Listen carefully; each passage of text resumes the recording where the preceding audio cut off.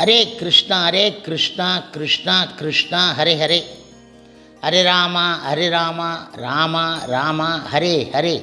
குட்டி கதைகள் 250.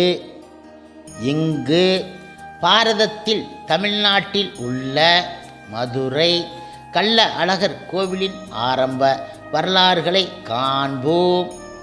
முன்பு ஒரு சமயம் நம்மாழ்வார் திருவாய்மொழியில் கூறுகின்றார், கிளரொளி இளமை கெடுவதன் முன்னம் வளரொளி மாயோன் மருவிய கோவில் வளரிளம் பொழில் சேர் மாலிருஞ்சோலை தளர்வில ராகில் சேர்வது சதிரே. அழகர் மலை என்பது மதுரைக்கு வடக்கே 12 மைல் தூரத்தில் இருக்கின்றது. இதில் அழகர் என்ற பெயர் கொண்ட திருமால் மகாவிஷ்ணு கோவில் கொண்டு இருப்பதால் அது அழகர் மலை என சொல்லப்படுகின்றது. இதற்கு திருமாலிருஞ்சோலை, உத்தியான சைலம், சோலை மலை, மாலிருக்குன்றம், இருக்குன்றம், வனகிரி, விருஷபாத்ரி அல்லது இடபகிரி முதலிய பல பெயர்கள் உண்டு. இது கிழக்கு மேற்காக 10 மைல் நீளமும் 1000 அடி உயரமும் உடையது.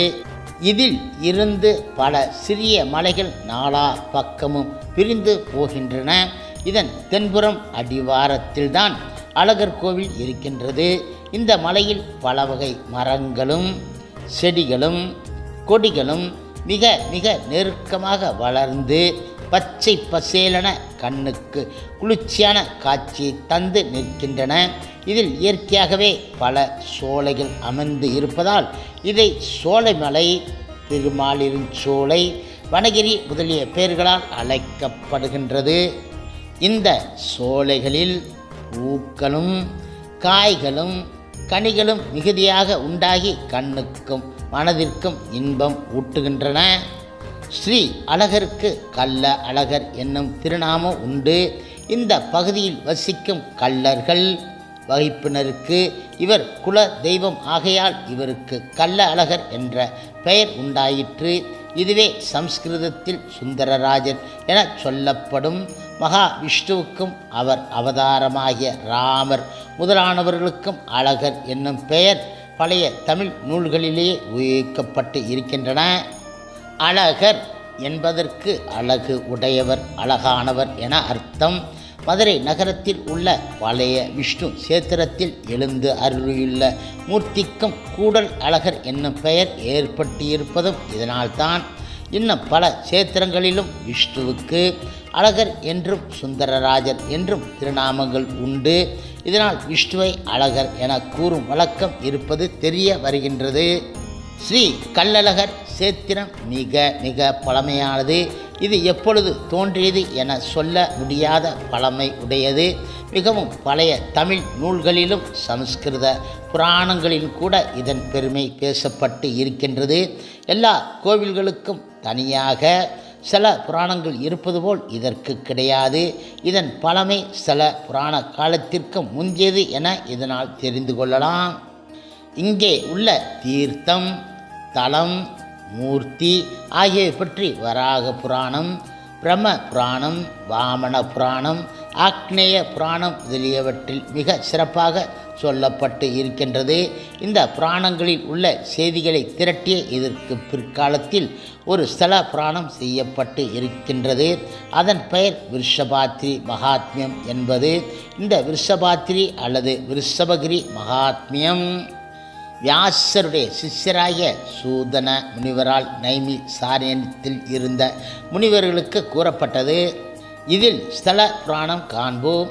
ஒரு நாள் நைமிசாரண்ய வாசிகளான மகா ரிஷிகள் காலையில் தங்கள் ஜபம், தபம், ஹோமம் முதலியவைகளை செய்துவிட்டு பக்தியோடு ஒன்றாக கூடி 18 புராணங்களை வெளியிட்டவராகிய ஸ்ரீ பகவான் வேத வியாச முனிவரின் சிஷ்யரும் எல்லா புராணங்களின் இரகசியங்களையும் நன்றாக அறிந்தவரான சூத மகா முனிவரை நோக்கி, ஓ, நீங்கள் முன்பு ஒரு தரம் வராக புராணத்தை எங்களுக்கு சொல்லிக் கொண்டு இருந்தபோது பாண்டிய நாட்டில் உள்ள பழம்பதியான விருஷபாத்திரியின் பெருமையை சுருக்கமாக கூறினீர்கள்.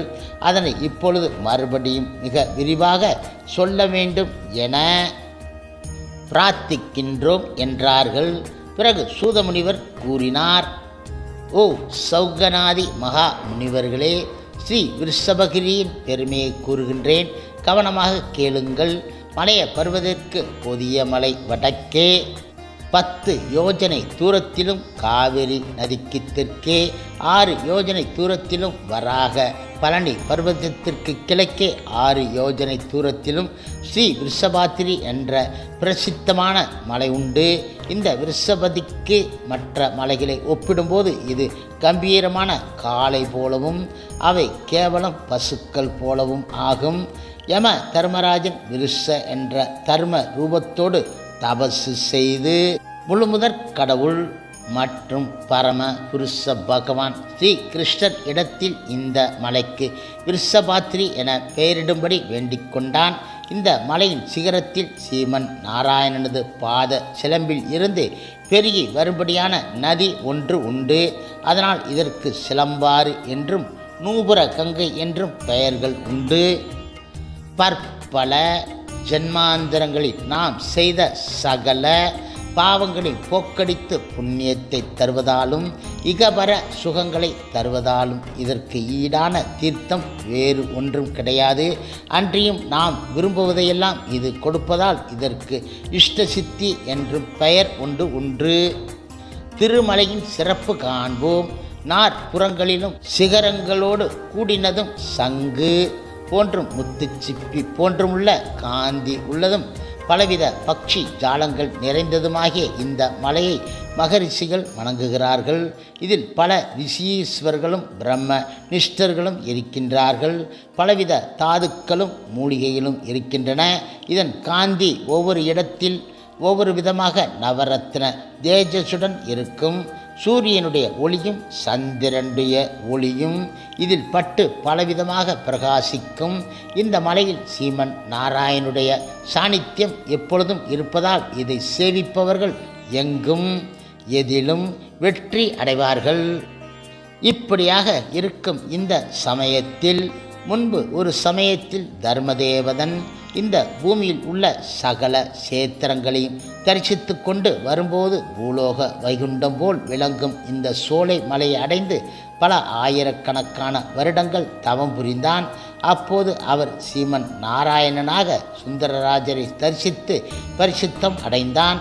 பிறகு அந்த தர்மதேவன் கேட்டுக்கொண்டபடியே ஸ்ரீ சுந்தரராஜர் தன்னை அவர் அங்கு பூஜிப்பதற்காக நூபுர கங்கை கரையில் ஒரு ஆலயம் கட்டி வழிபடுமாறு அனுக்கிரகம் செய்தார். பிறகு தர்மதேவன் அங்கு இரவில் சந்திரன் அதிக அழகாக கலைகளை பரப்பி விளங்குவதைக் கண்டு அந்த சந்திரன் வடிவாகவே ஒரு விமானத்தை செய்வதற்கு தேவ தச்சனான விஸ்வகர்மாவை அழைத்தான். உடனே மந்தார மரங்கள் நிறைந்த நூபுரகங்கா நதிக்கரையில் ஒரு அரச மரத்து அடியில் விஸ்வகர்மா சோமசந்த விமானத்தை நிர்மாணித்தான்.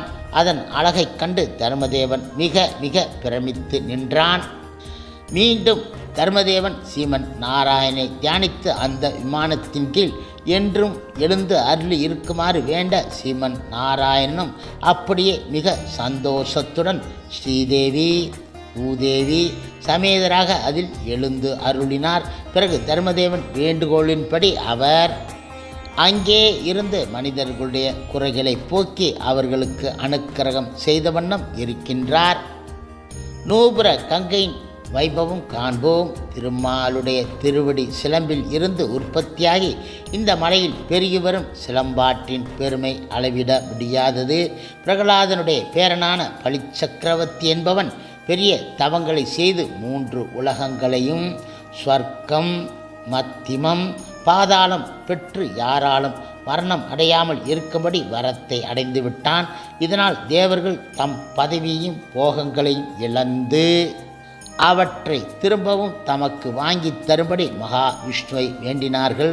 அவர் தேவர்களுக்கு அபயம் அளித்து அவர்கள் வேண்டியபடி செய்வதாகவும், அதற்காக கஷ்ய முனிவருக்கு புத்திரனாக பிறந்து வாமனன் எனும் குட்டை உருவம் தாங்கி பலி சக்கரவர்த்தியிடம் உலகங்களையும் யாசகமாக பெற்று தருவதாக வாக்களித்தார்.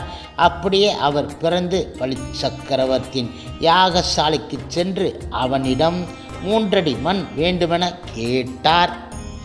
அவனும் கொடுத்தேன் என்று கூற அதை தன் கையில் நீர் வார்த்து கொடுக்க வேண்டுமென வாமனர் கேட்க, அவனும் கையில் தாரை வார்த்தவுடன் அவர் பிரம்மாண்டமான ஒரு உருவமாக வளர்ந்து 3 உலகங்களையும் தனது 2 அடிகளால் அளந்து கொண்டார். பிறகு 3வது அடி இடத்தை எங்கே அளந்து கொள்வது என அவர் அவனை கேட்க, அவன் என் தலையில் அளந்து கொள்வாயாக என்று கூற, பகவான் கிருஷ்ணரும் அப்படியே அவன் தலையில் திருப்பாதத்தை வைத்து அவனை சுகபோகமான பாதாள கிரகத்திற்குள் வாழ்வதற்காக அமிழ்த்திவிட்டார். இப்படியாக இந்த பிரம்மாண்டமான அவதாரத்திற்கு திருவிக்கிரம அவதாரம் என பெயர். இந்த அவதாரத்துடன் திருமால் 3 அடி மண்ணை அளப்பதற்கு தன் காலை மேலே தூக்கியபோது பிரம்மா ஆனவர் தன் பிதாவின் திருப்பாதத்தை கண்ட அளவில் அதை தன் கமண்டல நீரினால் கழுவி பூஜிக்க அந்த நீர் ஆகாய மார்க்கமாக கீழே இறங்கி வந்தது. அப்போது திருவிக்கிரம பகவானின் பாதங்களில் இருந்த இரத்தின பொற்சிலம்பு அசைந்து அதில் இருந்த நீர்த்துளிகள் இந்த விருஷபகிரி மீது விழ அதுவே சிலம்பாராக நூபுர கங்கையாக பெருகி ஓடியது. இந்த நதி மலை உச்சியில் இருந்து பெருகி கீழே இறங்கும்போது சூரிய ஒளியால் பல இடங்களில் பலவிதமான வர்ணங்களுடன் பிரகாசிக்கும். நவரத்தினங்களுடைய நிறங்களும் இதில் தெரியும். இப்படி அது மலையில் இருந்து இறங்கி வரும்போது பல சோலைகளை வளர்த்து அழகிறது, திருவடியை வருடிக்கொண்டு பாய்கின்றது. இதனால் அது திருமாலின் திருவடிக்கு பணிவிடை செய்யும் மகாலட்சுமி போன்றதாகும். இது முனிவர்களாலும் ரிஷிகளாலும் சேவிக்கப்பட்டு யாவருடைய இஷ்டங்களை பூர்த்தி செய்வதால் இஷ்ட சித்தி எனப்படுகின்றது. மரிச்சி முதலிய முனிவர்கள் இதில் மூழ்கி அழுக்கற்றவர்களாக விஷ்ணு சாயுஜ்ய பதவியை அடைந்தார்கள். பிறகு தர்மதேவன் இதில் மூழ்கி விஷ்ணு சாளுக்கிய பதவியை அடைந்தார். பிரம்மதேவன் நீராடி விஷ்ணு சாமி பதவியை பெற்றார். சுதபஸ் என்ற முனிவர் இதில் ஸ்நானம் செய்து விஷ்ணு சாரூபியம் அடைந்தார். இந்த சுதபஸ் என்பவர் இதில் மூழ்கி மந்திரங்களை ஜபித்து கொண்டு தன்னை மறந்து இருந்தபோது துர்வாசர் முதலான சில முனிவர்கள் வந்து கரையில் காத்து கொண்டு இருந்தார்கள். நெடு நேரமாகியும் சுதபஸ் வெளியே வராததாலும் தங்களுக்குரிய உச்சாரங்களை செய்யாததாலும் துர்வாசர் கோபம் அடைந்து அவரை மண்டூக தவளையாகும்படி சபித்து விட்டார். இதனை அறிந்த சுதபஸ் தன் குற்றத்திற்கு வருந்தி மன்னிப்பு கேட்க துர்வாச முனிவர்கள் தாங்கள் 12 வருஷம் வராக பர்வதத்தில் வசிக்கப் போகிறோம். நீங்கள் எம்முடன் வந்து அங்கு தங்கினால் அந்த மலை மண்டூக பர்வதம் என்னும் பெயரால் அழைக்கப்பட்டு அங்கு மண்டூக தீர்த்தம் என்னும் ஒரு தீர்த்தம் உண்டாகும். பிறகு நூபுர கங்கையும் ஸ்ரீ சுந்தராஜ பெருமானும் அங்கேயே வந்து உன்னை அனுக்கிரகிப்பார்கள் என்று கூற அவரும் அப்படியே அவர்களுடன் சென்று வராக மலையில் 12 வருடம் தங்கி நூபுர கங்கையாலும் ஸ்ரீ அழகராலும் சாப விமோச்சனம் அடைந்து விட்டார். இவ்வளவு பெருமையுடைய இந்த சிலம்பாற்றில் நூபுர கங்கையில் 12 நாள் ஸ்நானம் செய்பவர்கள் விஷ்ணு சாயுத்தை அடைவார்கள். ஒரு தடவை மூழ்கினால் கோடி ஜன்மங்களில் செய்த பாவம் நீங்கிவிடும். ஐப்பசி மாதம் சுக்லபட்ச துவாதசி அன்று ஸ்நானம் செய்தால் சகல பாவங்களும் நீங்கும். விசேஷமாக செவ்வாய்க்கிழமைகளில் ஸ்நானம் செய்பவர்கள் தம் இஷ்ட சித்தியை அடைவார்கள். இதை தரிசிப்பவர்களும் துதிப்பவர்களும் மோட்சம் அடைவார்கள். மலையத்வஜனுக்கு அருளிய கதை காண்போம். சந்திர வம்சத்தில் உதித்த இந்திருப்னன் என்பவனுக்கு மலையத்வஜன் என்ற ஒரு புத்திரன் இருந்தான்.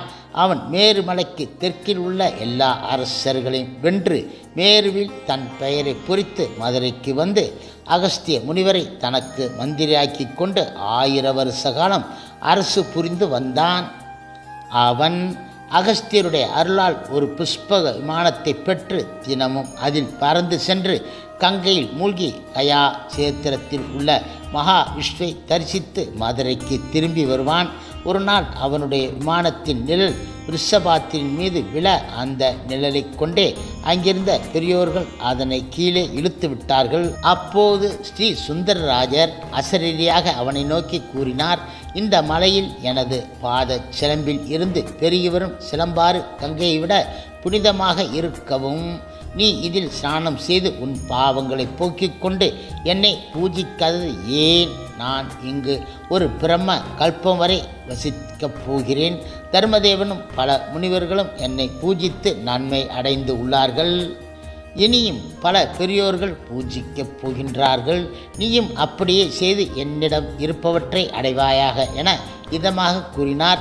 இதனை கேட்ட மலையத்வஜன் அப்படியே இந்த மலையில் தங்கி அவர் சொன்னபடியே செய்து வந்தான். பிறகு அவன் சந்திர கேது என்னும் தன் மகனிடம் ராஜ்யத்தை ஒப்படைத்து சந்நியாசம் பூண்டு முக்தி அடைந்து விட்டான். சில காலத்திற்கு பின்பு சந்திர கேதுவின் மகனான குப்ஜ பாண்டியன் அரசனானான். அவனுக்கு புத்திர பாக்கியம் இல்லாததால் ரிஷபாத்திரி நாதனை சுந்தரராஜை வழிபட்டு தவம் செய்து வந்தான். அவன் தவசுக்கு மெச்சி ஸ்ரீ சுந்தரராஜர் பார்வதி தேவி அவனுக்கு மகளாக பிறக்கும்படி அனுக்கிரகம் செய்தார். அவளும் அப்படியே அவனுக்கு மகளாக பிறந்து தடாதக பிராட்டி என்னும் நாமத்தோடு விளங்கி அரசாண்டு தனது திக் விஜயத்தில் சிவபெருமானுடைய அவதாரமாகிய சோமசுந்தர பெருமானிடம் தோல்வி அடைந்து அவரை கைப்பிடித்து திருக்கல்யாணம் செய்து கொண்டு மதுரையில் வசித்து வந்தாள். இந்த மலையில் எழுந்து அருளி உள்ள எம்பெருமான் ஒரு காலத்தில் மார்க்கண்டேயர், அம்பரீஷ மகாராஜர் முதலானவர்களுக்கு திவ்ய தரிசனம் கொடுத்து அவர்கள் கேட்ட வரங்களை தந்தார். 350 வருஷ காலம் அவர்கள் சோலைமலையில் தங்கியிருந்து தவம் செய்து ஸ்ரீ சுந்தரராஜன் திவ்ய கல்யாண குணங்களையும் சௌந்தரியங்களையும் கூறி துதித்த வண்ணம் இருந்தார்கள். அதனால் சந்தோஷம் அடைந்த பகவான் ஸ்ரீதேவி பூதேவி சமேதராக கருட வாகனத்தில் தேவர்கள் முனிவர்களுக்கு இடையில் எழுந்து அருளி மார்க்கண்டேயருக்கு நித்தியத்துவத்தையும் எப்பொழுதும் பகவானின் அருகில் இருந்ததால் அம்பரீஷருக்கு முக்தியும் கொடுத்தார் என ஸ்ரீ வாமன புராணத்தில் ஸ்ரீ ரிஷபாத்திரி மகாத்மியம் என்னும் இதிகாச ஸ்தல புராணத்தில் ஜனக மகாராஜருக்கு வாமதேவரால் சொல்லப்படுகின்றது. மலைய துவஜ பாண்டியனின் திருப்பணி காண்போம். இனி ரிஷபாத்திரி மகாத்மியத்தில் கூறப்படும் மற்றொரு செய்தியாவது, முன்னொரு காலத்தில் சந்திர வம்சத்தில் இருந்து புரூரவஸ் என்ற சக்கரவர்த்தி தென் தேசத்தில் மணலூர் என்ற ஊரை உண்டாக்கி அதில் வசித்து வந்தான். இவனுக்கு 4 பராக்கிரமசாலிகளான புத்திரர்கள் இருந்தார்கள். அவர்கள் மூத்தவனாகிய இந்திரத்யும்னன் என்பவனுக்கு பிள்ளைகள் இல்லாமல் போகவே அவன் புத்திர காமேஷ்டி யாகம் செய்து மகா விஷ்ணுவை போன்ற புத்திரனை அடைந்தான். அவனுக்கு மலையத்வஜன் என பெயரிடப்பட்டது. இந்த மலையத்வன் சகல சாஸ்திரங்களின் சிறந்து விளங்கி குணசீலனாகவும் பலசாலியாகவும் பக்திமானாகவும் உச்சும புக்தி உடையவனாகவும் இருந்ததைக் கண்ட இந்திரன் அவனுக்கு பட்டாபிஷேகம் செய்து தான் அழகர் மலையை அடைந்து ஸ்ரீ சுந்தராஜனை பூஜித்து பரமபதம் பெற்றான். பிறகு ஒரு நாள் மலையத்வன் கங்கையில் மூழ்கி கயா நாதரை பூஜித்துவிட்டு ஆகாச மார்க்கமாக வரும்போது ரிஷபாத்தின் சாயையில் இழுக்கப்பட்டவனாக பிரமித்து நிற்க அசரீரியான சிவன் நாராயணுடைய வாக்கினால் அந்த மலையின் பெருமையும் அதில் சதா பிரசன்னமாயிருக்கின்ற ஸ்ரீ சுந்தரராஜரது வரலாற்றையும் அறிந்து அவரை வழிபட்டு அவரது திவ்ய தரிசனத்தையும் அடைந்தான். பிறகு அவர் அனுக்கிரகப்படியே நூபுர கங்கரையில் உள்ள ஜோதி விருட்சத்தினரில் சோமசந்த விமானத்தடியில் தங்கியுள்ள பகவானுக்கு ஐப்பசி மாதத்தில் விசேஷமான உற்சவம் கொண்டாடுவதற்கு ஏற்பாடு செய்தான். அல்லாமலும் அவர் கட்டளைப்படியே மண்டபங்கள், பிரகாரங்கள், உயர்ந்த கோபுரங்கள் இவைகளோடு கூடிய பெரிய கோவில் ஒன்றையும் கட்டி முடித்தான். அதில் சகலவிதமான உற்சவங்களுக்கு வேண்டிய பற்பல விதமான ஸ்வர்ண விக்கிரங்களையும் செய்து வைத்தான். பிறகு உற்சவங்களை எல்லாம் கிரமப்படி செய்து முடித்து மதுரைக்கு சென்று சில காலம் சுகமாக வாழ்ந்து வந்தான். அங்கு தன் புத்திரனுக்கு பட்டாபிஷேகம் செய்து ராஜ்ய பாரத்தை அவனிடம் ஒப்படைத்து மீண்டும் சோலைமலைக்கு வந்து சிலம்பாற்றின் தீரத்தில் தவம் செய்து ஸ்ரீ சுந்தரராஜரை சேவித்து முக்தியடைந்து விட்டான். இப்படியாக ஆதிகாலம் முதல் தர்மதேவர், மகா ரிஷிகள், முனிவர்கள், தபஸ்விகள், யோகிகள், பக்தர்கள், பாகவதர்கள், தேவர்கள், கந்தர்வர்கள், சக்கரவர்த்திகள் முதலான பல மகான்களால் வணங்கப்பட்டும் அர்ச்சிக்கப்பட்டும் வந்த இந்த சோலைமலையும் சுந்தரராஜ பெருமாளும் இன்றும் அளவற்ற மகிமையோடு இருந்து சகலருக்கும் அனுக்கிரகம் பண்ணுவதற்காக இருப்பதால் யாவரும் இங்கு கிடைத்திருக்கிற சேவையால் சகல பாவங்களையும் நீங்கி புனிதமடைந்து பகவத் கிருபை பரிபூர்ணமாக பெற்று ஜன்மம் எடுத்ததன் பயனாகிய மோட்ச சாம்ராஜ்யத்தை அடைவார்களாக. திருமாலின் சோலை என்றேன், என்ன திருமால் வந்து என் நெஞ்சு நிறைய புகுந்து விட்டான் நம்மாழ்வார் பாடியது. மேலும் தமிழ் இலக்கியங்களில் உள்ள அழகர் மலையின் சிறப்புகளை கீழ்காண்போம்.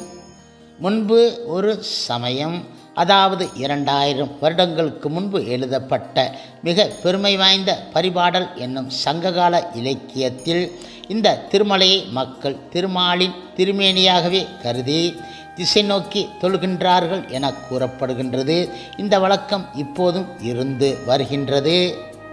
அது மட்டும் இல்லாமல் இதில் கடலும் காணலும் போல சொல்லும் பொருளும் போலவும் பிரியாது விளங்கும் கண்ணபிரானும் அவன் தமையனான பலராமரும் கோவில் கொண்டு இருந்தார்கள் என அந்த பாடல் கூறுகின்றன.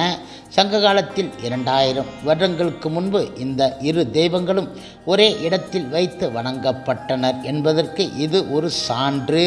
சங்க நூட்களில் இந்த வழக்கம் இருந்ததற்கு இன்னும் பல சான்றுகள் இருக்கின்றன. பிற்காலத்தில் இந்த வழக்கம் மறையவே அழகர் மலையிலும் பலராமனுக்கு கட்டப்பட்ட கோவில் மறைந்துவிட்டது. கண்ணனாகிய திருமால் கோவில் ஒன்று மட்டும் அழியாது நிற்கின்றது. இனி சங்க காலத்திற்கு சிறிது பிற்பட்ட சிலப்பதிகாரம் என்னும் நூலில் இந்த மலையில் உள்ள திருமாலை பற்றியும் தீர்த்தங்களை பற்றியும் விரிவாக கூறப்பட்டு இருக்கின்றன. தீர்த்தங்கள் காண்போம். இந்த மலை சோழர் தலைநகரான உறையூரிலிருந்து பாண்டியர் தலைநகரான மதுரைக்கு செல்லும் வழியில் அமைந்து இருப்பதாக சிலப்பதிகாரம் கூறுகின்றன. இங்குள்ள திருமாலை தரிசித்து கொண்டு திருவரங்கத்திற்கு செல்லும் அந்தணன் ஒருவன் மதுரைக்கு வந்து கொண்டு இருந்த கோவலன், கண்ணகி, கவுந்தி அடிகளை வழியில் சந்தித்து இந்த மலையின் பெருமைகளை பற்றி கூறுகின்றான். இடப்பக்கமாக உள்ள காட்டு வழியே போனால் நீங்கள் திருமால் குன்றத்தை அடைவீர்கள். அங்கே ஒரு சுரங்க வழி இருக்கின்றது. அந்த வழியில் 3 தீர்த்தங்கள் இருக்கின்றன. அவை புண்ணிய சிரவணம், பவகாரணி, இஷ்ட சித்தி என்பன. புண்ணிய சிரவணத்தில் நீராடினால் இந்திரனால் எழுதப்பட்ட ஐந்திர வியாகரணம் என்னும் இலக்கண நூலறிவை நீங்கள் பெறுவீர்கள். பவகாரனில் மூழ்கினால் பழம் பிறப்பை பற்றிய அறிவு உண்டாகும். இஷ்ட சித்தியில் நீராடினால் நினைத்தவையெல்லாம் கைகூடும். இந்த சுரங்க வழியில் நீங்கள் செல்ல விரும்பி இந்த பயன்களை அடைய கருதினால் அந்த மலையில் உள்ள திருமாலின் திருவடிகளை மனம், மெய், மொழி ஆகிய 3லும் தொழுது அந்த மலையை 3 முறை வலமாக வர வேண்டும். பிறகு அந்த மலையில் உள்ள சிலம்பாற்றின் கரையில் ஒரு பெண் தெய்வம் உங்கள் முன் தோன்றி இம்மைக்கும் மறுமைக்கும், இம்மை மறுமை இரண்டிற்கும் பேரின்பம் தருவது யாது என வினவுவாள். அந்த வினாவிற்கு நீங்கள் விடையளித்து விட்டால் அந்த தெய்வம் உங்களுக்கு சுரங்க வாசலை திறந்துவிடும். பிறகு அதன் வழியே சென்றால் மற்றொரு இரட்டை கதவுடைய வாசல் காணப்படும். அதனை கடந்து சென்றதும் மற்றொரு தெய்வம் வந்து அழியாத இன்பம் எது என கேட்கும். அதற்குரிய விடையை அளித்துவிட்டால் அவள் தானே உங்களை மேற்கூறிய 3 பொய்கை இவைகளுக்கும் அழைத்துச் செல்வாள். பிறகு வேத மந்திரங்களாகிய பாஞ்சராட்சம் என்னும் 2இல் ஒன்றை ஓதி அந்த பொய்யில் மூழ்கினால் தவம் செய்தவர்களுக்கு கிடைக்காத பலன்கள் உங்களுக்கு கிட்டும்.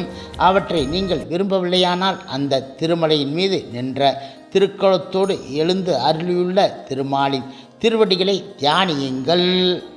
அப்போது அவரது கருடக்கொடி கட்டிய கொடிமரம் உங்கள் கண்முன் தோன்றும். அந்த அளவில் உங்கள் பிறவித் துன்பம் கெடும். பிறகு நீங்கள் பரமபதம் அடைதல் உறுதி என்ற துணிவுடன் மதுரைக்கு செல்லலாம். இவ்வாறாக சிலப்பதிகாரம் கூறுவதால் அந்த காலத்தில் இந்த மலைக்கும் இதில் இருந்த திருமாலுக்கும் உள்ள பெருமை நன்கு விளங்குகின்றது. அந்த நூலில் சொல்லப்பட்ட 3 தீர்த்தங்களும் எவை என்று இப்போது தெரியவில்லை. அவை பிற்காலத்திலும், அதாவது கிபி 13 அல்லது 14வது நூற்றாண்டுகளிலும் புகழோடு இருந்தன என தெரிகிறது. ஆனால் அதன் பிறகு எப்படியோ அவை அழிந்துவிட்டன. சிலம்பாறு மட்டும் ஒருவேளை சிலப்பதிகாரம் கூறும் இஷ்ட சித்தியாக இருக்க வேண்டும். இந்த மலை இயற்கை அழகோடும் கடத்தற்கரிய வழிகள், அடைதற்கு அரிய குகைகள், தீர்த்தங்கள் முதலியவற்றோடும் விளங்குவதால் பழைய காலத்தில் யோகிகள், முனிவர்கள் முதலானவர்கள் இதில் இருந்து தவங்களை செய்து வந்தார்கள். பிறகு சரித்திர காலத்திலும், அதாவது 2000 வருடங்களுக்கு முன்னும் பௌத்தம் மதமும் ஜைன மதமும் இங்கு பரவிய போது இந்த மதங்களைச் சேர்ந்த துறவிகள், சந்நியாசிகள் இந்த மலையில் வந்து தங்கி தவம் செய்தார்கள். அப்படி பௌத்த பிட்சுகளும் ஜைன முனிவர்களும் இந்த மலையில் வந்து தங்கி தவம் செய்வதற்கு அடையாளமாக அவர்களால் உபயோகிக்கப்பட்ட குகைகளும், அந்த குகைக்குள்ளும் வெளியிலும் அவர்கள் எழுதி வைத்த சாசனங்களும் காணப்படுகின்றன. இப்பொழுது ஆழ்வார்களின் கருத்துக்களை காண்போம். சங்க காலத்திற்கு பிற்பாட்டது ஆழ்வார்கள் காலம். ஆழ்வார்கள் 12 பேர்களும் இன்றைக்கு 1000 வருடங்களுக்கு முன்பு இருந்தவர்கள்.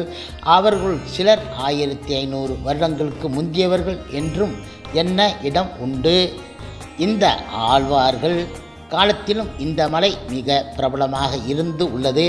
இதனை அந்த காலத்தில் தென் திருப்பதி என அழைத்து வந்தார்கள்.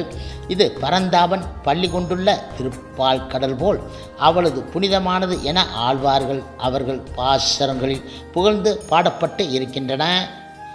இது இல்லாமலும் என்சான் உடம்பிற்கு சிரசே பிரதானம் என்பது போல எல்லா திருப்பதிகளுக்கும் இதுவே பிரதான சேத்திரம் என அந்த ஆழ்வார்கள் வாழ்த்தி வணங்கி இருக்கின்றார்கள். ஆழ்வார்கள் எல்லாம் இந்த தலத்திற்கு வந்து மங்களா சாசனம் செய்து இருக்கின்றார்கள். அவர்களுள் 6 பேர் சோலை மலையை பற்றியும் ஸ்ரீ அழகரை பற்றியும் 123 பாசுரங்களை பாடியிருக்கின்றார்கள். அவையெல்லாம் 4000 திவ்ய பிரபந்தம் என்று சொல்லப்படுகின்ற வைஷ்ணவர்களின் தமிழ் வேதத்தில் இருக்கின்றது.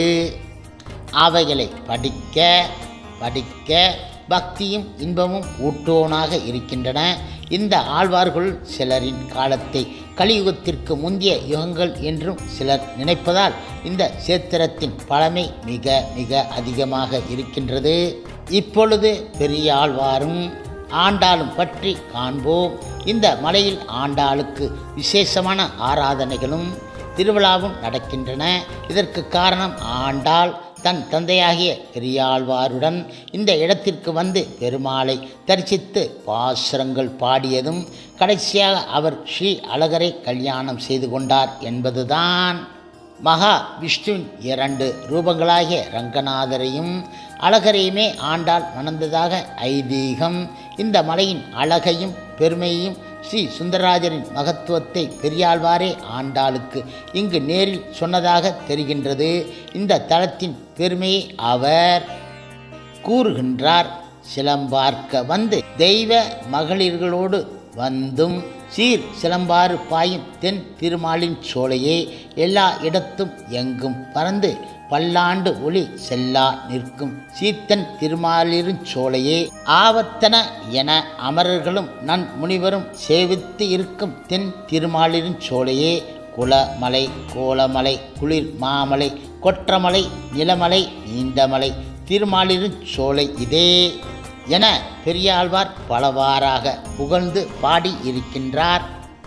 பெரியாழ்வாரது பக்தி பெருமையையும் அவரது மகளும் பூமிதேவின் அம்சமும் ஆகிய சூடிக் கொடுத்த நாச்சியார் என சிறப்பு பெயர் பெற்ற ஆண்டாளது களங்கமற்ற பக்தி சிறப்பையும் அறிந்த பாண்டிய மன்னன் ஸ்ரீ வில்லிபுத்தூரில் இருந்த அவர்களை தன் பதிக்கு வரவழைத்து பல சிறப்புகள் செய்தான். பாண்டியன் கொண்டாட பட்டபிரான் வந்தான் என கூறி எல்லா மக்களும் குதூகலத்தில் ஆளும்படி அரசன் அவரை யானை மேல் ஊர்வலம் செய்து அடிபணிந்தான். பிறகு இருவரும் அழகர் மலைக்கு சென்றார்கள். அங்கே ஆண்டாள் தாம் கண்ட இயற்கை காட்சிகளில் எல்லாம் அழகரே கண்டு தன் மனதை பறிகொடுத்து விட்டார். கரு விலை யொன் மலர்கால் காயா மலர்கால் திருமால் உருவொளி காட்டுகின்றீர், உனக்கு உய் வழக்கொன்று உரையீர். திருவிளையாடு தின்தோள் திருமாலிருஞ் சோலை நம்பி, வரிவளையில் புகுந்து மந்தி பற்றும் வழக்கு உள்ளதே. துங்க மலர் பொழில் சூழ் திருமாலிருஞ் சோலை நின்ற செக்கன் கருகி முகிலின் திருவுரு போல், மலர்மேல் தொங்கிய வண்டு இனங்கள் தொகு பூஞ்சுனைகால் சுனையில் தங்கு செந்தாமரைக்கால் எனக்கு ஓர் சான் சாற்றுமினே என பலவாறு ஆண்டாள் தாயார் அழகர் மேல் உள்ள காதலால் வருந்தி புலம்புவது கவனிக்கத்தக்கது இங்கு. ஹரே கிருஷ்ணா ஹரே கிருஷ்ணா கிருஷ்ணா கிருஷ்ணா ஹரே ஹரே, ஹரே ராமா ராமா ராமா ஹரே ஹரே. சில பிரபுபாதரின் சேவையில் இஸ்கான் பக்தர்கள்.